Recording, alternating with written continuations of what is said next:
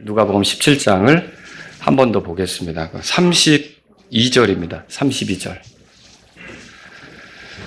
한 목소리로 다 같이 함께 읽겠습니다. 같이 읽겠습니다. 롯의 아내를 기억하라. 아멘. 자, 오늘은 롯의 아내를 기억하라. 이런 제목으로 말씀을 드리겠습니다. 자, 롯의 아내를 기억하라.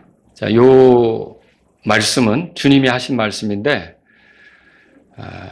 주님이 오시기 직전에 그 마지막 때를 살고 있는 우리에게도 이제 해당하는 말씀이에요. 우리에게 롯의 아내를 기억하라 이렇게 말씀하신 것과 같은데, 롯의 아내가 등장하는 것은 창세기 19장이죠. 거기에 보시면 하나님께서 이제 소돔과 고모라의 악행을 더 이상 그대로 보실 수가 없어서 그곳을 심판하기로 하는데, 롯의 아내는 그때 소돔을 탈출하는 무리, 남편과 이제 딸들이죠. 이 무리와 같이 소돔을 나오게 됐어요. 그런데 중간에서 소금 기둥으로 굳어버리고 마는 그 결과에 이르게 됐는데, 이게 소금이라고 하는 것이 어떻게 보면 저주를 보여줍니다. 여러분, 소금밭에서 식물이 자랄 수가 없어요.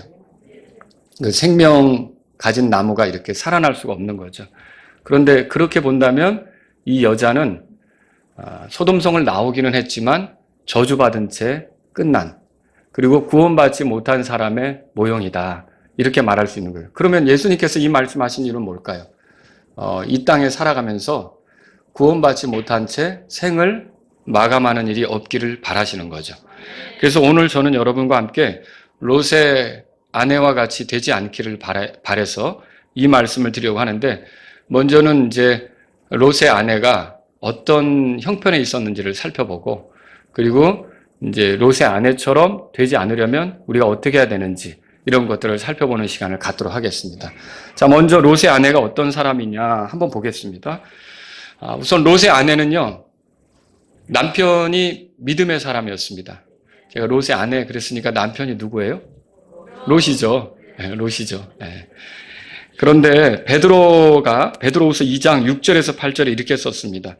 소돔과 고모라의 도시들을 뒤엎으심으로 정죄하사 죄가 되게 하며 그 뒤에 경건치 아니하게 살 자들에게 본보기로 삼으셨으며 사악한 자들의 더러운 행실로 인해 괴로움을 받던 의로운 롯을 건져내셨으니 이는 저 의로운 사람이 그들 가운데 거하며 그들의 불법 행위를 보고 들으면서 날마다 자기의 의로운 혼을 괴롭게 하였기 때문이니라.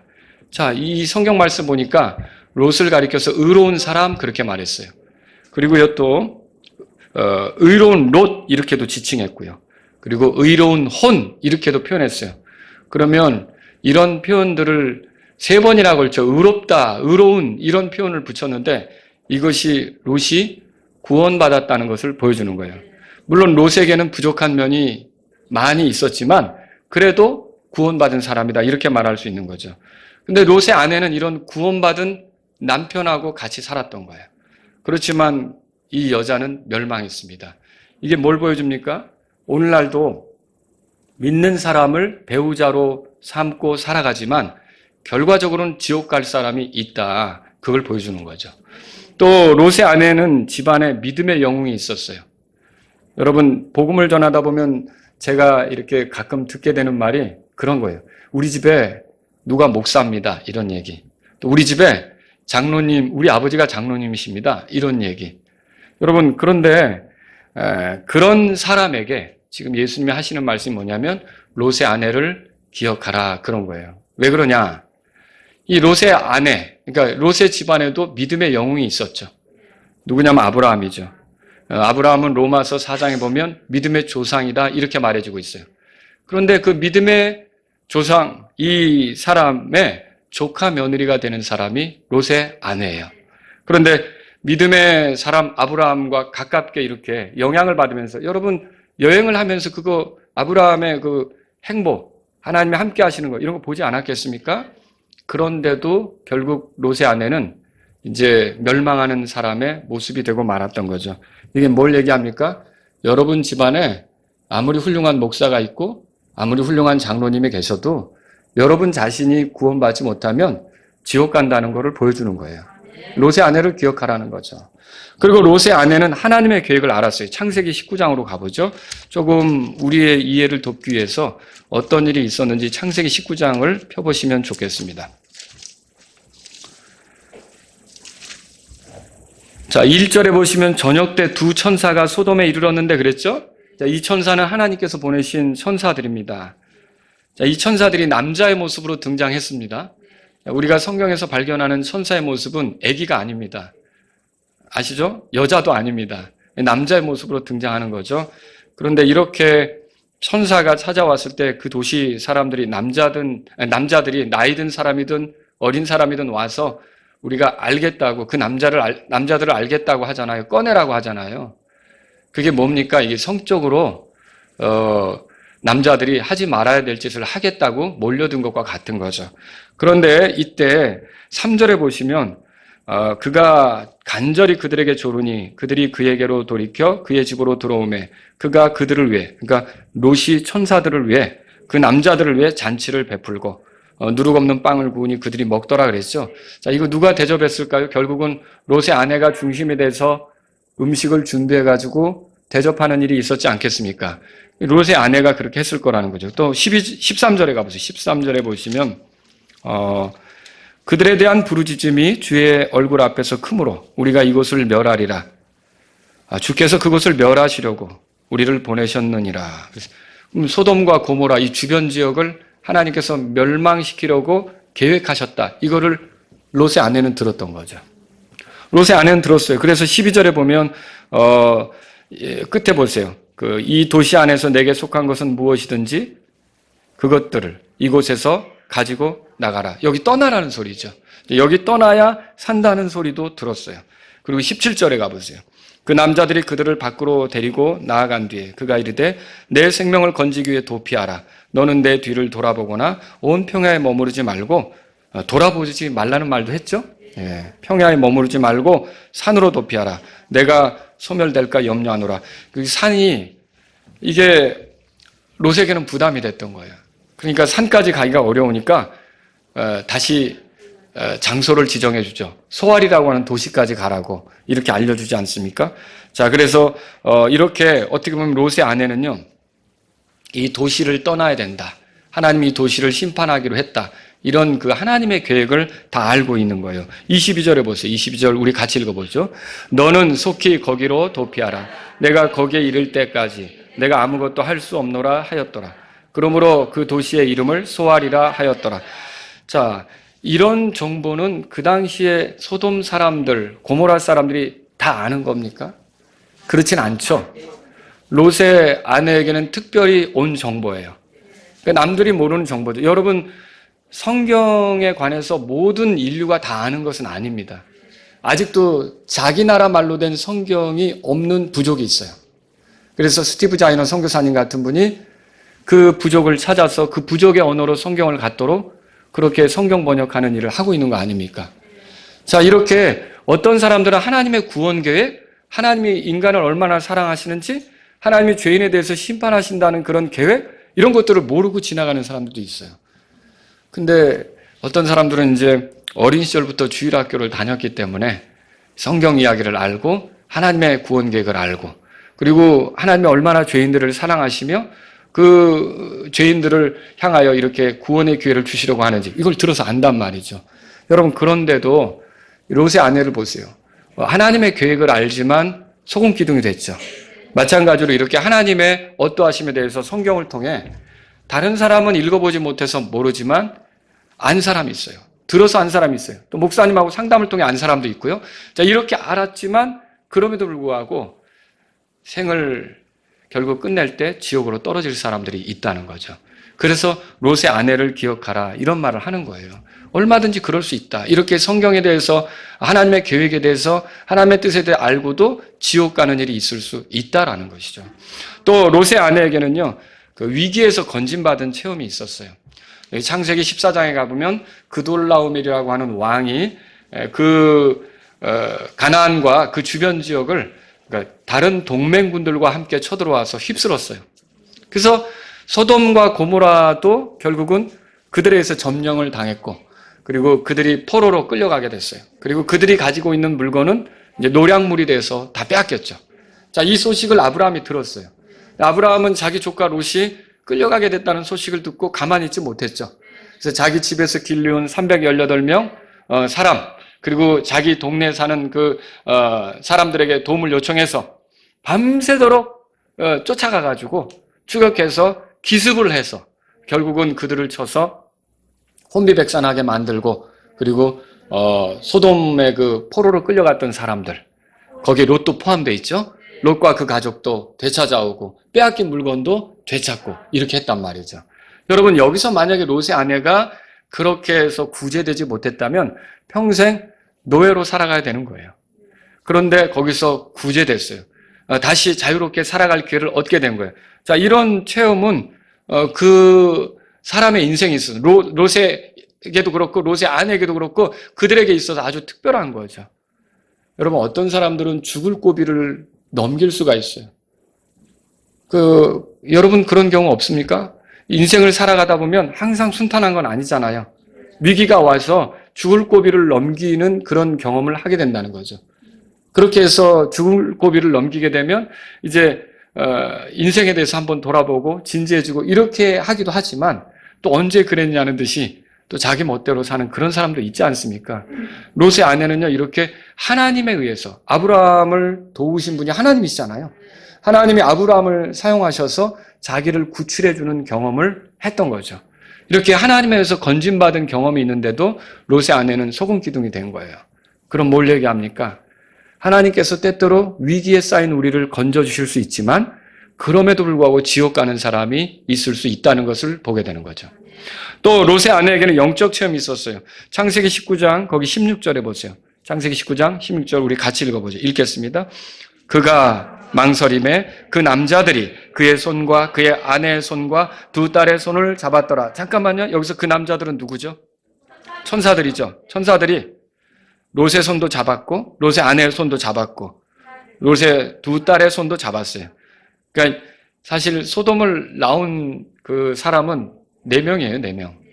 영화에는 굉장히 긴 물이 끌고 나온 것처럼 그려지고 있지만 단지 탈출한 사람은 4명이에요. 4명. 4명만. 그런데 거기 16절 끝에 보세요. 주께서 그에게 긍휼을 베푸심으로 그들이 그를 데리고 나아가 그 도시의 밖에 두니라 그랬죠. 자, 롯의 아내는요, 천사가 자기 손을 잡아 이끄는 경험을 했던 거예요. 여러분은 어때요? 혹시 천사하고 이렇게 같이 손잡고 걸어보신 적 있으세요? 그거 진짜 혹시 찍어놓은 거 있으면 제가 한번 믿어주고요. 네? 그런데 롯의 아내는 어때요? 천사가 그녀의 손을 잡고 이끌어주는 경험을 한 거예요. 이거 대단한 영적 체험 아닙니까? 근데 결과적으로는 뭐가 됐어요? 소금 기둥이 된 거죠. 여러분, 이게 뭘 보여줍니까? 우리가 그런 걸 알 수 있어요. 교회 안에 있으면서 병고침이라든지 아니면 뭐 어떤 갖가지 신비한 체험, 뭐 영적 체험, 남들에게 들려주고 싶은 그런 영적 체험을 했다고 해도 지옥 가는 사람이 있다는 거죠. 구원받지 못하고 지옥 가는 사람이 있다는 겁니다. 그래서 우리는 이 롯의 아내의 경우를 보면서 뭐 영적 체험을 해놓고도 지옥 가는 사람이 있을 수 있구나, 이거를 알 필요가 있는 거죠. 또 롯의 아내는요, 소돔을 탈출하는 행렬 속에 있었어요. 분명히 소돔에서 나왔죠. 지금 소돔이 불탈 거란 말이에요. 거기서 나온 행렬 속에 있었단 말이에요. 자, 이게 뭘 보여주고 있습니까? 그런데도 소금 기둥이 됐는데 우리 가운데 어떤 사람은요, 이렇게 그 구원받은 행렬 있죠. 그 무리에 섞여 있을 수 있어요. 교회에 섞여 있을 수 있다고요. 그런데 교회에 섞여 있지만 결국은 지옥 가는 사람도 생길 수가 있다는 거죠. 여러분, 여기 예배당에 와 앉아 있다고 해서 다 하늘나라 갑니까? 그렇진 않죠. 여기서 예배 드리고도 지옥 가는 사람이 생기는 거예요. 제가 볼 때 가장 비참한 사람은 교회 다니고 지옥 가는 사람이에요. 매주 설교 듣고 지옥 가는 사람이에요. 예, 구원받은 사실이 없어서 그냥 종교적으로만 교회 다니다가 끝나는 사람이 가장 비참한 사람이에요. 그러니까 슬피 울며 이를 갈아도, 왜냐면요, 너무 억울하거든요. 몰랐던 게 아니에요. 알았고요, 들었고요, 뭐 체험이 있는 걸, 이렇게 어떤 놀라운 체험을 하는 걸 눈으로 보기도 했고요. 이런 것이 있는데도 지옥에 갔다. 억울하고 분해서 슬피 울며 이를 가는 게 그런 사람들이 된다는 거죠. 이게 끔찍한 일이 되는 거예요. 롯의 아내에게는 또 기도를 해주는 사람이 있었어요. 누굽니까, 여러분? 아브라함이죠. 아브라함이 하나님께서 소돔을 심판하신다고 하니까 롯이 걱정이 된 거 아닙니까?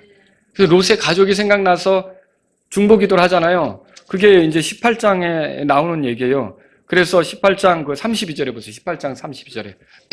같이 한번 읽어보겠습니다. 그가 이르되 오 주께서는 노하지 마시옵소서. 내가 이번만 더 아래 오리이다. 혹시 거기서 10명을 찾으면 어찌하시려나이까 하니 그분께서 이르시되 내가 10명으로 인하여 그것을 멸하지 아니하리라. 자, 원래 26절에 보면 50명으로 시작했어요. 내가 소돔이란 도시에서 의로운 사람 50명만 찾으면 멸망시키지 않는다. 그러니까 이 소돔이란 도시에 50명이 없었던 거예요. 의로운 사람이. 롯은 의로운 사람이라고 그랬죠? 근데 이 롯과 같은 사람이 그 땅에 찾기가 어려운 거예요. 그러면 10명만 찾아도 나중에 이게 마치 장사할 때 깎는 것처럼 아브라함이 그렇게 조금씩 깎아 내려갔잖아요. 그리고 나중에 10명만 있으면 어떻게 하실 건데요? 그래? 10명만 있어도 멸하지 않지. 하나님이 말씀하셨잖아요. 근데 멸망을 당하게 됐다는 것은 의로운 사람 10명이 있는 거예요? 없는 거예요? 없는 거죠. 근데 이렇게 그 소돔이라는 도시에 사는 롯을 생각해서 아브라함이 롯에게 피해가 가지 않도록, 그 가족에게 피해가 되지 않도록 주님께 계속 말씀을 드리면서 마치 기도하는 것처럼 그렇게 말씀을 드리면서 그들을 위해서 이렇게 호소했다는 거죠. 결국은 구출됐는데 여러분 보세요. 거기 우리 찾아봅시다. 창세기 19장에 가보세요. 29절에 이렇게 써있죠. 29절 다 같이 읽겠습니다. 하나님께서 그 평야의 도시들을 멸하실 때 롯이 거하던 도시들을 엎어 멸하실 때 하나님께서 아브라함을 기억하사 그 엎으시는 가운데 롯을 내보내셨더라. 이 아브라함을 기억하셨다는 말이 뭐예요? 아브라함의 그 호소, 아브라함의 요청, 아브라함의 기도, 이걸 기억하셨다는 거죠. 그러니까 우리 주변에 구원받지 못한 사람을 위해서 우리가 호소할 때 하나님이 우리의 기도를 기억하실 수 있다는 것을 아셔야 되는 거예요.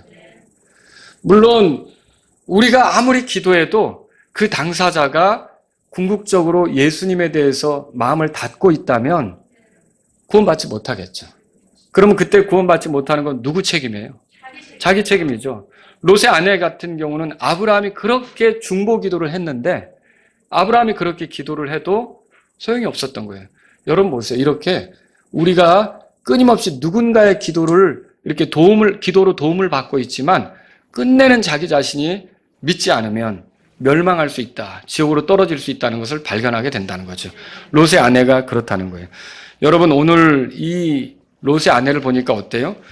우리가 성경책을 읽고 교회 다니고 일요일에 경배에 참여하고 그리고 집안에 믿음의 사람이 있고 누군가 나를 위해서 기도하고 이렇게 해도 결국 어떤 사람은 지옥 가는 사람이 있다는 거죠.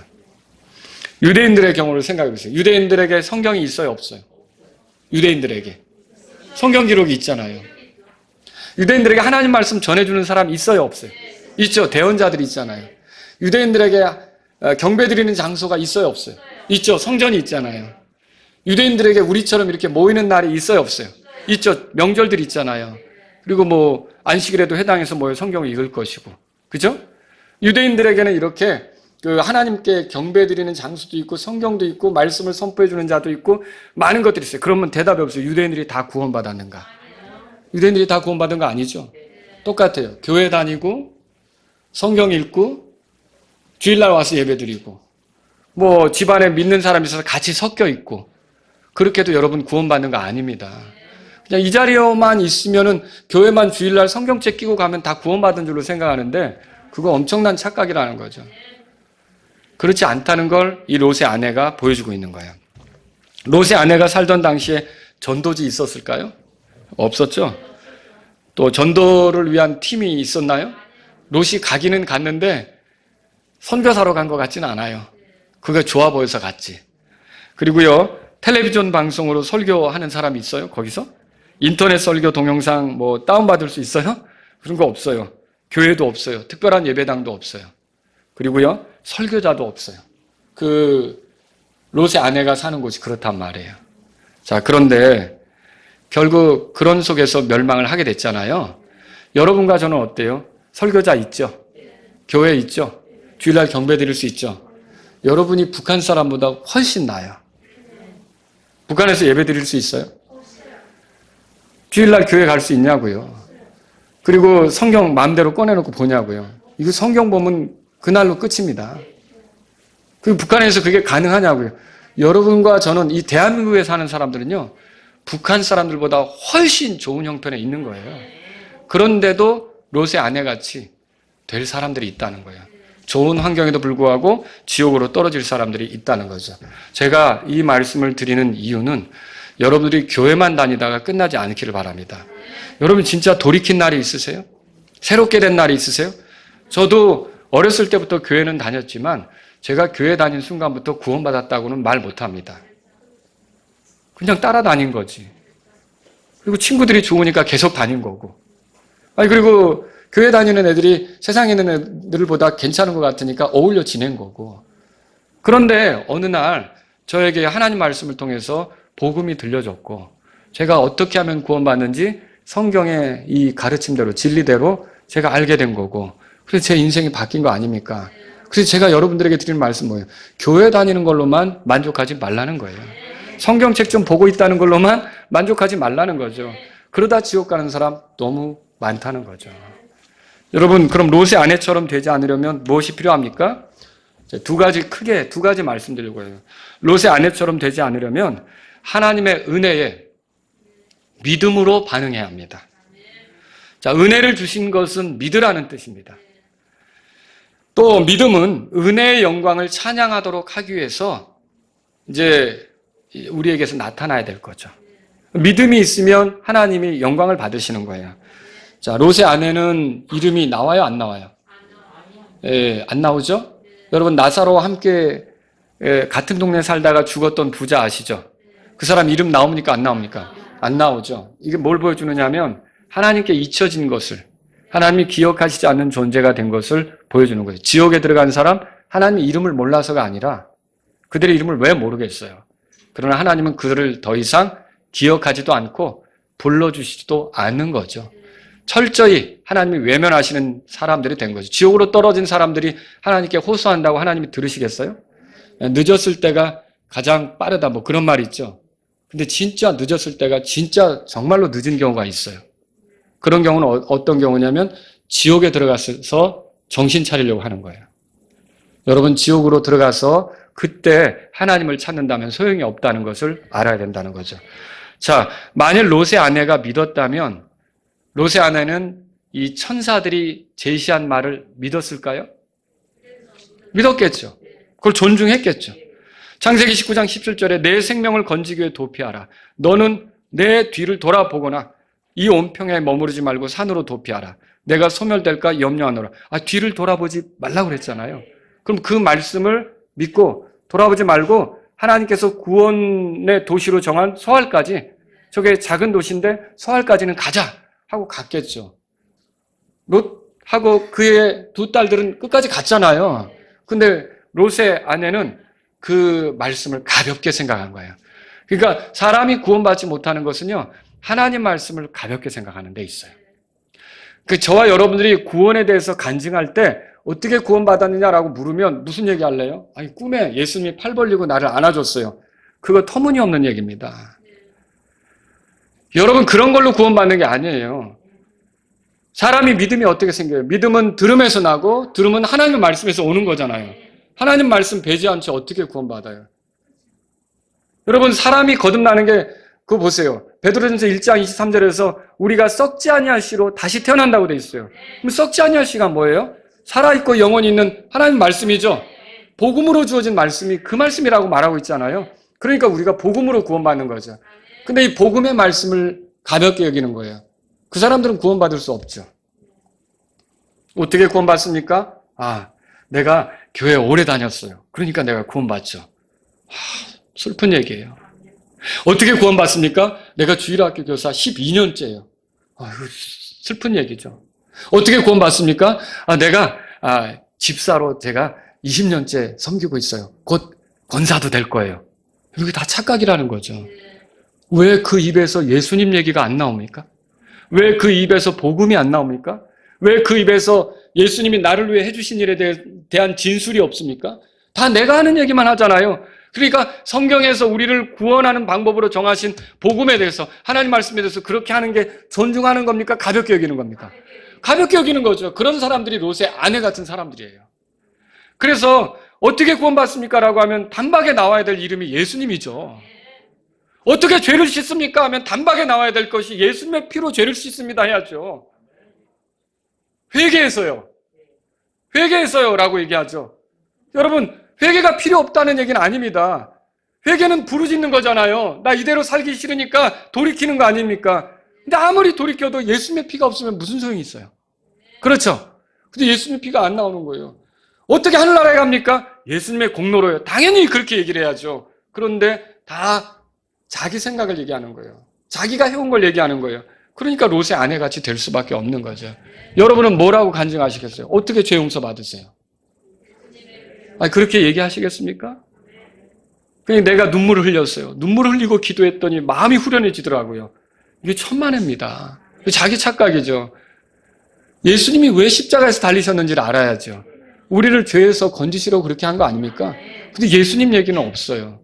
그럼 그게 문제라는 거죠. 이게 말씀을 믿지 않는 거예요. 여러분, 우리가 롯의 아내가 되지 않으려면 우리의 구원을 위해서 하나님께서 말씀하신 것을 우리가 지식적으로도 알아야 되고, 그래서 성경을 알아야 되는 거예요. 그리고요, 감정적으로도 우리가 좋아하고요. 그리고 의지적으로도 이 말씀에 순복하는 게 필요하다는 거죠.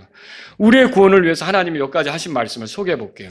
로마서 3장 찾아보세요. 로마서 3장. 로마서 3장.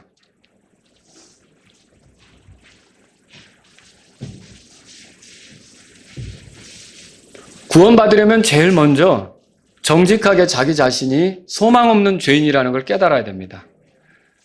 자기가 하나님 앞에 심판받을 수밖에 없는 죄인이라는 걸 인정해야 됩니다. 내가 교회 다녀서 나름 의롭고, 내가 모태신앙이라고 나름 의롭고, 내가 기독교 집안이라고 나름 의롭고 생각하면 구원받지 못합니다. 로마서 3장 10절에 보세요. 다 같이 읽겠습니다. 이것은 기록된 바 의로운 자는 없나니 단 한 사람도 없으며. 하나님 앞에서 의로운 사람이 있어요, 없어요? 아무도 없죠. 자신의 어떠함으로 어떻게 의롭다함을 얻겠어요?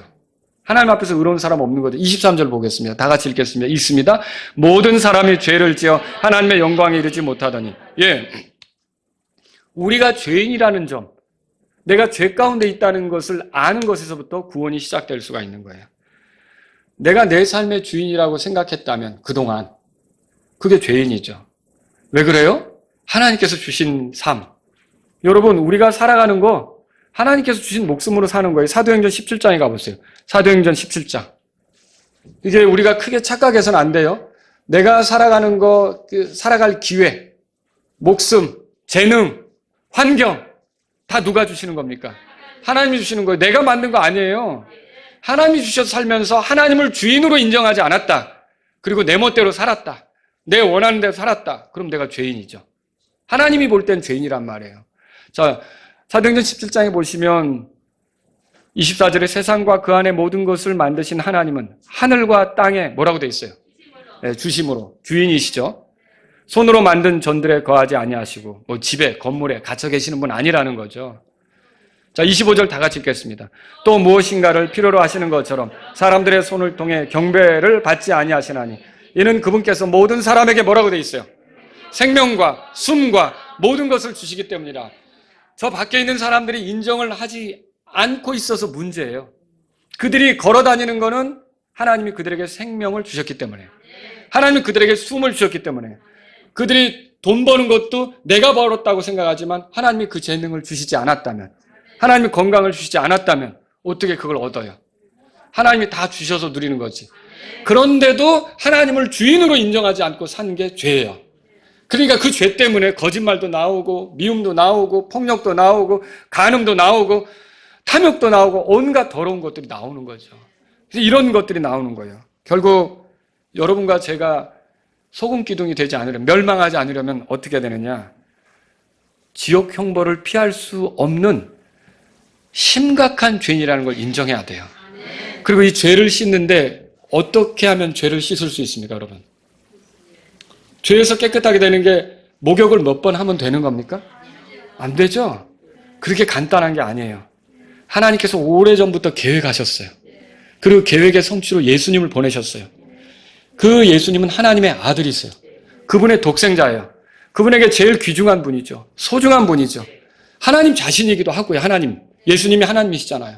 그런데 이분이 죽어야만, 이분이 피를 흘려야만 내 죄가 해결된다면, 세상의 그 어떤 것으로도 내 죄가 해결되지 않고 그분이 죽어야만 해결된다면 내 죄가 얼마나 심각한 건지 그림이 좀 그려지십니까?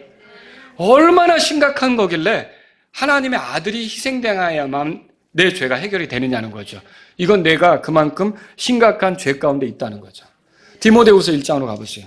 여러분 죄인이라는 걸 인정하십니까? 구원받으려면 거기서부터 시작하셔야 돼요. 그 운동선수들이 운동하는 재능도 다 하나님이 주신 거죠. 음악 연주하는 것도 다 하나님이 주신 거죠. 남다르게 할 수 있도록. 근데 하나님이 기억하지 않고 사는 거예요. 그게 죄죠, 그게. 자, 디모데후서 1장 19절에 보세요. 1장 9절에 보세요. 그분께서 우리를 구원하시고 거룩한 부르심으로 부르신 것은 우리의 행위에 따른 것이 아니요 자신의 목적과 은혜에 따른 것이니라. 그 은혜는 세상이 시작되기 전에 그리스도 예수님 안에서 우리에게 주어졌으나, 여러분 보세요. 우리를 구원하시고 거룩한 부르심으로 부르신 것이 우리의 행위에 따른 것이 아니라고 되어 있어요. 근데 어떤 사람들은 자기가 착한 일을 많이 해서 구원받을 줄로 알아요. 착한 일에서 구원받는 거 하나님께서 정한 방법입니까? 아니죠. 은혜로 구원하는 게 하나님께서 정하신 방법이에요. 은혜가 뭐예요? 내가 뭘 수고해서 얻는 게 아니에요. 내가 무슨 행위를 해서 얻는 게 아니에요. 내가 뭘 노력해서 얻는 게 아니에요. 내가 만약에 뭘 수고해서 얻는다면 그 대가죠. 그걸 어떻게 은혜라고 할 수 있어요? 하나님은 은혜로 구원하신다고 정하신 거죠. 근데 그 은혜가 어떻게 표현이 됩니까? 그리스도 예수님 안에서 나타난다고 써 있잖아요. 그 그리스도 예수님을 통해 우리를 구원하는 은혜가 나타나는 거예요. 그래서 10절 다 같이 읽겠습니다. 10절 읽겠습니다. 이제 우리의 구원자 예수 그리스도의 나타나심으로 분명히 드러났으니 그분께서는 사망을 패하시고 복음을 통해 생명과 죽지 아니함을 밝히 드러내셨습니다. 복음이 뭐예요? 예수 그리스도께서 성경 기록대로 우리 죄 때문에 죽으시고 묻히시고 부활하신 거잖아요. 이걸 통해서 생명도 드러내시고 죽지 않는 것도 드러내신 거예요. 여러분 이 구절 보세요. 10절에 우리의 뭐라고 돼 있어요? 구원자 예수 그리스도 그렇게 써 있잖아요. 왜 교회 다니면서 구원자는 제쳐놓고 구원받으려고 하는지. 그게 멸망할 수밖에 없는 길이라는 거죠. 여러분과 제가 구원받으려면 비록 내가 죄인이지만 내 행위로는, 내 노력으로는 죄에서 벗어날 수 없고 하나님께서 정하신 구원자 예수 그리스도를 통해서만 내가 건져질 수 있다고 믿으셔야 돼요. 이게 하나님의 방법이죠. 그분이 우리의 죄 때문에 죽었잖아요. 묻혔잖아요. 부활했잖아요. 그게 복음이죠. 우리를 위해 해주신 엄청난 일이잖아요. 그렇게 믿어야 된다는 거죠. 성경에 보세요. 고린도전서 15장 또 펴보세요. 몇 구절 계속 이어서 보겠습니다. 고린도전서 15장 1절에 보세요. 그러니까 이 롯의 아내가 뒤를 돌아보지 말라는 말을 가볍게 여긴 것처럼 우리가 성경에 기록된 구원의 길에 대해서 가볍게 여기면, 이 하나님 말씀을 가볍게 여기면 절대로 구원받을 수 없다는 거예요. 고린도서 15장 1절에 보세요. 또한 형제들아, 바울이 하는 말이죠. 내가 너에게 선포한 복음을 너에게 밝히 알리노니, 바울이 고린도 교회에게 복음을 선포했다는 말이에요. 너희 역시 그 복음을 받았으며 그 가운데 서 있느니라. 나도 복음을 받았고 너희도 복음을 받았다, 그 얘기 아닙니까? 2절 보세요. 너희가 만일 내가 너에게 선포한 것을 기억하고 헛되이 믿지 아니하면, 바울이 선포한 게 뭔데요? 복음이죠. 2절에 내가 너에게 선포한 복음을 기억하고 헛되이 믿지 아니하면 또한 그 복음으로 뭐라고 돼 있어요? 복음으로 구원받는 거예요. 3절에 보세요. 다 같이 3절 4절 읽겠습니다. 내가 또한 받은 것을 무엇보다 먼저 너에게 전하였노니 그것은 그 성경 기록대로 그리스도께서 우리의 죄들로 인하여 죽으시고 묻히셨다가 성경 기록대로 셋째 날에 다시 살아나셨다. 이 예수님께서 성경 기록대로 우리 죄 때문에 죽으시고 묻히셨다가 다시 살아나신 거, 이게 우리를 위한 거라는 거예요. 우리를 위해 그렇게 하셨다는 거죠. 그리고 부활하심으로써 죄 없는 분이 희생당한 것을 입증해 주신 거죠. 죄 없는 분이 나를 대신했으니, 죄 없는 분이 죽어 마땅한 나를 대신해서 죽었으니 내가 멸망당할 필요가 있겠냐고요. 엘리 엘리 라마 사박다니, 나의 하나님이여 나의 하나님이여 어찌하여 나를 버리셨나이까. 원래 지옥에 들어가면 내가 할 소리인데 예수님이 십자가에서 그 소리를 하셨잖아요. 그러니까 내가 당해야 될 걸 예수님이 거기서 대신 당한 거죠. 내 빚을 예수님이 갚아주셨는데 내가 빚 때문에 도망 다닐 필요 없는 꼴이 된 거죠. 얼마나 좋은 일입니까? 로마서 5장 보세요. 그래서 로마서 5장 8절에 이렇게 써 있습니다. 로마서 5장 8절에. 자, 로마서 5장 8절 다 같이 읽습니다. 읽겠습니다. 우리가 아직 죄인이었을 때 그리스도께서 우리를 위해 죽으심으로 하나님께서 우리를 향한 자신의 사랑을 당당히 제시하시느냐. 여기도 개역성경은 우리가 죄인 되었을 때 이렇게 돼 있어요. 근데 이제 흠정역은 우리가 죄인이었을 때, 우리가 처음부터 죄인이죠. 그렇죠? 죄가 드러나는 거죠. 죄의 나무로서. 죄의 속성을 가지고 태어나니까 죄인이잖아요. 죄를 드러내는 거죠. 그래서 이렇게 죄인이었을 때 그리스도께서 우리를 위해 죽었다고 써 있어요. 아까는 고린도전서에서는 우리의 죄들로 인하여 죽었다고 써 있고, 여기선 우리를 위해 죽었다고 써 있어요. 한 구절 더 보죠. 요한일서 1장 보세요. 요한일서 1장. 요한일서 1장. 그래서 여러분은 무엇으로 죄들을 씻습니까? 무엇으로 깨끗하게 됩니까? 정말 그렇게 믿으십니까? 그런데 저는 지금도 기억이 나요. 제가 오래전에 교회 다닐 때, 성결교회 다닐 때 참회 시간이 있었어요. 참회 시간 들어보셨어요? 참회 시간에 우리의 죄를 자백하는 거죠. 그리고 용서받는 거예요. 그러면 저는 예배당에 갈 때 이렇게 메모지에다가 지난 한 주간 지은 죄들을 써서 가져가는 거예요. 성경책 사이에 껴놓고서 이제 목사님이 참회 시간 하라 그러면은 이제 막 음악이 이제 피아노, 오르간 뭐 이런 거 연주되고 모두가 다 이제 기도를 하죠. 그러면 내가 이렇게 이제 그거를 내가 지난주에 이거 잘못했습니다. 이거 잘못했습니다. 하나님 이거 잘못했습니다. 그리고 이제 예수님의 이름으로 기도합니다. 그러면 이제 용서됐다고 생각하는 거죠. 자, 죄의 문제도 내가 꺼내고 용서됐다고 하는 것도 내가 스스로 그렇게 하는 거예요. 여러분 이게 그걸 계속 반복하는 거죠. 여러분 이게 얼마나 언제까지 갈 거예요 이거? 여러분과 제가 알아야 될 것은 우리가 지옥에 들어가도록 만드는 그런 죄들 있죠. 내가 태어나서 죽을 때까지 살아가면서 짓게 되는 죄들 있죠. 그것 때문에 내가 하나님 앞에 서면 심판 대상자로 지옥에 들어갈 수밖에 없는 그 죄들 있죠. 이거는 그런 식으로 해결되는 게 아닙니다. 이 죄들은 십자가에서 죽으신 예수님의 피로 씻겨지는 겁니다. 그거밖에 없는 거예요. 그것도 단 한 번 십자가에서 있었던 사건으로 예수님이 내가 죄를 지을 때마다 죽는 겁니까? 한 번 죽죠. 그 죽음 안에서는 충분한 거예요. 아니 왜 사람은 이렇게 많은데 한 분이 죽어서 그거 해결하느냐? 예수님이 하나님이세요. 그분 안에 우리가 모두 만들어진 거예요. 그분이 죽으면 우리 죄가 다 해결되는 거죠. 그분의 피로 우리가 해결되는 거죠. 그래서 요한일서 1장에 보세요. 그래서 여러분이 하나님의 아들로 살아가면서 죄를 지을 때 자백하고 용서를 구할 수는 있지만 그거하고 내가 죄인으로 하나님 앞에 용서받는 거하고는 다른 문제라는 거죠. 다른 문제죠. 요한일서 1장 7절 다 같이 읽겠습니다. 그러나 그분께서 빛 가운데 계신 것까지 만일 우리가 빛 가운데 걸으면 우리가 서로 교제하고 또 그분의 아들 예수 그리스도의 피가 모든 죄에서 우리를 깨끗하게 하느니라. 예수 그리스도의 피가 우리를 깨끗하게 한다고 돼 있죠. 어디서? 모든 죄에서. 이 모든 죄란 말은 뭐예요? 여러분이 아는 죄, 모르는 죄, 기억하는 죄, 기억나지 않는 죄, 누구에게 들킨 죄, 들키지 않은 죄, 뭐 여러 가지 있을 거 아닙니까? 어떤 잘못은 내가 해놓고도 잊어버릴 수 있어요. 아니 그리고 잘못인지도 깨닫지 못하고 갈 수도 있다고요. 근데 어쨌든 과거의 죄, 현재의 죄, 미래의 죄까지 다 이 예수님의 피로 씻겨지는 거예요. 여러분이 십자가를 볼 때 발견해야 될 게 그거라는 거죠. 그게 예수님을 믿는 거죠. 그런데 내가 예수님을 믿는다고 하면서 계속 내가 죄를 씻으려고 노력하는 거예요. 그거는 롯의 아내같이 하는 거예요. 하나님 말씀을 존중하는 겁니까? 요한일서 1장 7절을 존중하는 거냐고요. 아니죠. 요한계시록 1장 가보세요. 요한계시록 1장. 요한계시록 1장. 그래서 여러분과 저는 잘못했을 때 자백을 하지만 이미 여러분이 지옥에 들어갈 수밖에 없는 그런 그렇게 다룸을 받을 죄들은 다 이미 예수님 피로 용서된 거예요. 그리고 이게 믿는 사람 얘기입니다. 믿지 않는 사람은 아직 해당 사항은 없지만, 그리고 우리가 믿는 가운데 드러난 죄들은 하나님 앞에 자백을 하면 하나님께서 우리를 용서하시면서 그분과의 그 관계, 교제죠, 교제. 이 교제 관계를 회복시켜 주시는 거죠. 자, 요한일서 1장 5절 보세요. 다 같이 읽습니다. 또 신실한 증인이시요 죽은 자들 중에서 처음 나신 분이시며 땅의 왕들의 통치자이신 예수 그리스도로부터 은혜와 평강이 너희에게 있기를 원하노라. 우리를 사랑하사. 자, 누가 우리를 사랑했단 말일까요?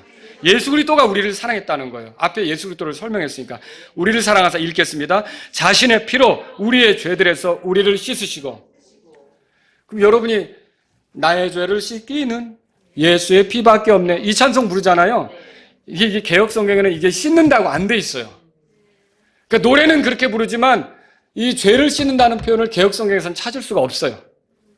그런데 킹제임스 성경에서는 이게 우리의 죄에서 우리를 씻으시고 이렇게 돼 있어요. 여러분, 그러니까 이게 우리가 죄에서 씻기는 것이 결국 예수님의 피로 가능하다는 거죠. 이걸 믿고 받아들이는 거예요. 그런데 그렇게 하지 않으면 어떻게 되는 거예요? 결국은 소금기둥, 말씀을 존중하지 않으면 소금기둥이 됐던 롯의 아내같이 되는 거예요. 멸망당할 수밖에 없는 거죠. 자, 제가 첫 번째로 하나님의 은혜를 믿음으로 반응해야 된다 그랬어요. 은혜의 말씀, 은혜의 복음이라고 그러잖아요. 이 복음을 믿음으로 받아들이면 그 사람은 멸망하지 않는다는 거죠. 두 번째로 들으신 말씀이 이거예요. 하나님의 은혜를 존중해서 돌이켜야 돼요. 회개해야 되죠. 자, 은혜는 회개하라고 주신 것이지 고집부리라고 주신 것이 아닙니다. 은혜는 회개하는 사람으로 인해 더 빛나게 되죠. 믿음과 회개는 뗄래야 뗄 수가 없어요. 여러분이 10,000원짜리 지폐가 있을 때 앞쪽에는 세종대왕이 있고 뒤에는 뭐 이렇게 무슨 기구 그림이 있잖아요. 자, 그 중에 앞에는 세종대왕 그림이 있는데 뒷장은 백지예요.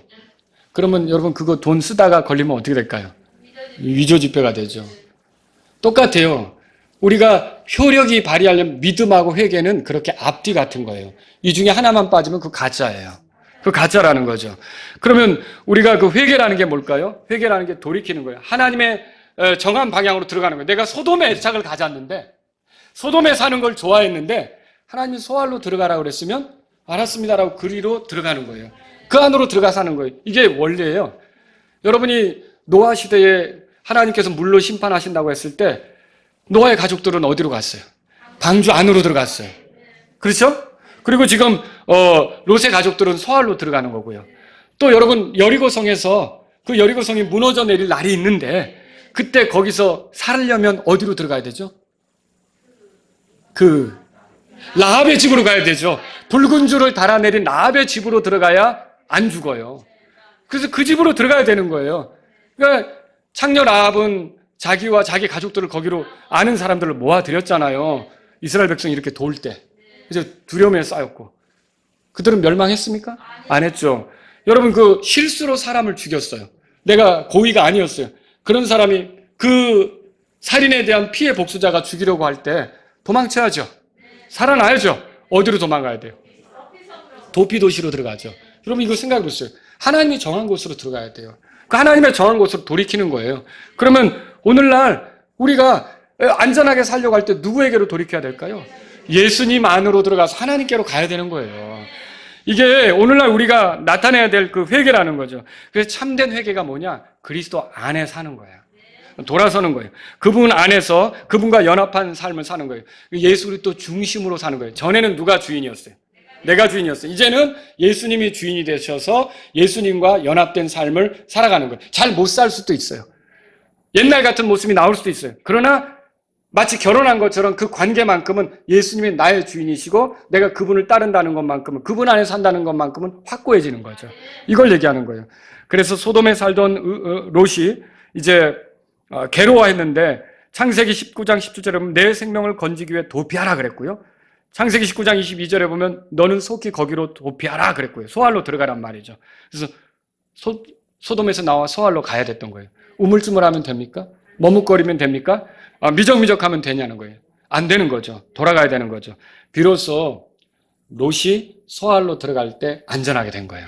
이게 뭘 보여줍니까? 로마서 8장 가보세요. 로마서 8장. 여러분과 제가 그리스도 안으로 들어와야 안전한 거예요. 내가 어떻게 그리스도 안으로 들어옵니까? 그분을 나의 구주로 모시는 거죠. 내 안에 들어와서 나와 함께 더불어 살기를 바라는 거죠. 로마서 8장 1절에 보세요. 로마서 8장 1절 읽겠습니다. 그러므로 이제 그리스도 예수님 안에 있는 자들에게는 정죄함이 없나니 그들은 육신을 따라 걷지 아니하고 성령을 따라 걷느니. 자, 그리스도 예수님 안에 있는 자들에게는 정죄함이 없다 그랬어요. 정죄함이 없다는 말은 죄인으로 판결받지 않는다는 거예요. 죄인이 아니니까 형벌을 받겠어요? 안 받죠. 형벌을 받지 않으니까 지옥에 들어가겠습니까? 안 들어가겠죠. 이 구원받은 걸 얘기하는 거예요. 그리스도 예수님 안에 있을 때 그 사람이 안전한 거예요. 롯이 소 아래 들어가야 안전한 것처럼 저와 여러분들은 그리스도 안에서 안전한 거예요. 이 그리스도와 연합된 삶, 그분을 주인으로 모시고 사는 삶이 회개한 삶이다라고 할 수 있는 거죠. 그럼 여기 보세요. 그렇게 했을 때 어떤 결과가 오느냐? 그들은 육신을 따라 걷지 아니하고 성령을 따라 걷는. 요건 또 개역 성경에 없다고 그랬죠. 이걸 이 중요한 표현을 왜 빼뜨렸는지 모르겠어요. 그런데 이게 육신을 따라, 육신이 뭐예요? 우리 옛 본성 아닙니까? 그렇게 살던 사람이 이제는 성령을 따라 걸어요. 성령은 누군데요? 우리가 예수님을 알아가도록 도와요. 예수님을 따라가도록 도와요. 여기 성령님이시죠. 그래서 성령님은 예수님께 맞추게 하는 거예요. 이 예수님께 맞추어 사는 삶. 결국 그 사람이 예수님께 맞추어 살게 하는 그런 성령님을 모시고 사는 사람이 결국은 이제 구원받았다, 안전하다, 그렇게 말할 수 있는 거죠. 제가 왜 이런 말씀을 드리냐면 어떤 사람은 소돔에서 나오는 것 정도를 어떻게 나오는지 알았어요. 그런데 들어가지 않으면 소용없다 그랬죠, 소알로.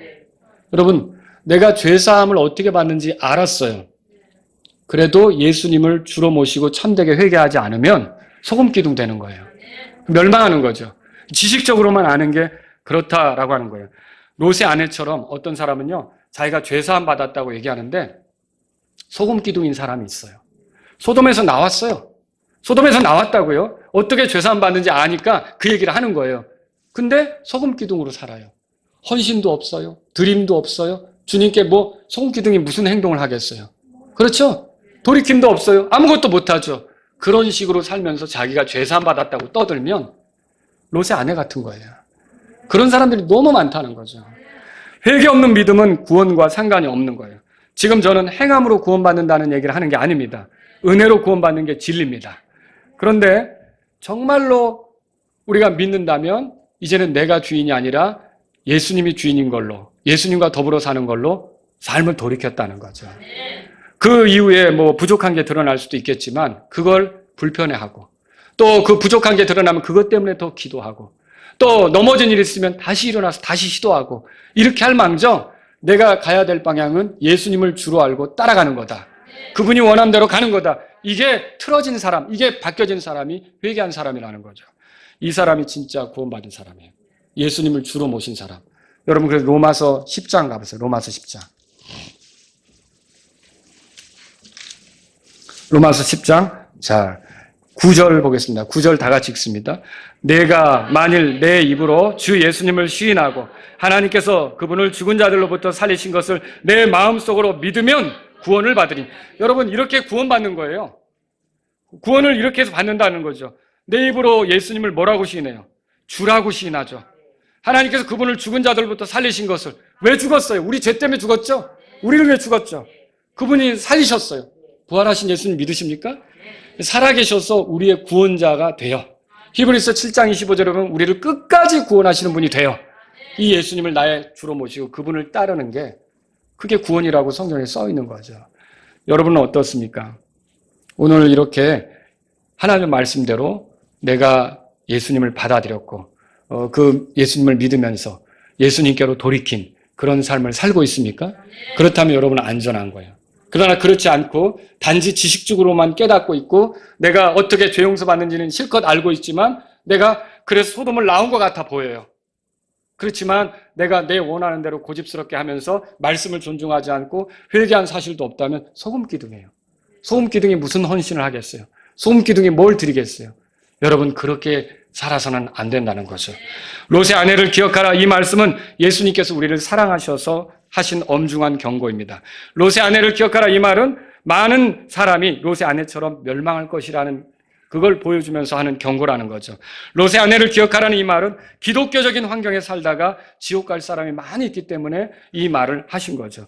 롯의 아내를 기억하라는 이 말씀은 하나님께서 정하신 구원 방법을 다 알고도 어떻게 죄사함 받는지 알고도 소금기둥처럼 멸망할 사람이 있기 때문에 이 말을 하는 거라는 거죠. 롯의 아내를 기억하라는 이 말씀은 자신들이 누리는 특권, 이런 것들에 안심하고 스스로 착각하고 있다가 얼마든지 멸망할 사람이 있기 때문에 이 말을 한 거라는 거죠. 롯의 아내를 기억하라는 이 말씀은 우리 중에 단 한 사람도 죄에 대한 심판으로 멸망하지 않기를 바라셔서 이 말을 하신 거예요. 여러분 혹시 롯의 아내처럼 그렇게 살아오지 않았습니까? 그럼 오늘 롯의 아내가 보여주지 못한 하나님의 은혜를 존중해서 복음의 말씀을 믿고 예수 그리스도께로 온전히 돌이키는 회개로 여러분이 진짜 구원받은 사람이 될 수 있기를 바랍니다. 여러분은 하나님의 베푸신 은혜의 믿음으로 반응하셨습니까? 참되게 회개하여 예수님을 주라고 고백하셨습니까? 회개 없는 믿음, 구원과 상관이 없고 믿음 없는 회개, 종교가 되는 거죠. 이거 다 상관없어요. 제발 롯의 아내처럼 되지 않고 우리는 그리스도 안에서 안전한 사람들이 될 수 있기를 바랍니다. 다 같이 일어서시겠습니다. 여러분 오늘 이 세상을 떠나면 지옥에 들어가지 않는다는 분명한 확신이 있습니까? 만일 그런 확신이 없다면 예수 그리스도께서 죄인인 여러분의 구주로서 대신 고난을 당하시고 죽고 부활하셨음을 믿고 예수님을 주인으로 받아들이십시오. 만일 확신이 있다고 하나 그것이 단지 죄사함을 받았다는 것일 뿐 예수님이 주인된 삶으로 회개한 적이 없다면 여러분은 단지 소돔성을 낳았을 뿐 아직 소알로 들어가지 못한 채 평야에 서서 있는 소금기둥이 되어버린 롯의 아내 같은 사람일 수 있습니다. 오늘 예수님께서 내 삶의 주인이 되심을 인정하고 받아들이지 않겠습니까? 오늘 이 말씀을 들으신 여러분 가운데 예수님을 믿는 믿음으로 그분의 은혜를 더 찬양하고 그분의 은혜를 드러내실 분이 있다면 이 시간 주님 앞으로 나아가십시오. 예수님께로 돌이킨 회개로 그분의 은혜를 더 찬양하고 더 높이며 드러내실 분이 있다면 주님 앞으로 나아가십시오. 내 삶의 주인이시라고 예수님께 고백하면서 살아가실 분이 있다면 이 시간 주님 앞에 나아가십시오. 예수님으로 인해 내 모든 죄에서 깨끗하게 되었음을 인정하고 나의 죄 때문에 치른 예수님의 희생을 기뻐하며 감사하며 주님을 위해 살고자 하는 분이 있다면 이 시간 주님 앞에 나아가십시오. 죄사함만 좋아하고 주님을 위해 살지 못한 소금 기둥 같은 삶을 청산하시고자 하는 분이 있다면 주님 앞에 나아가십시오.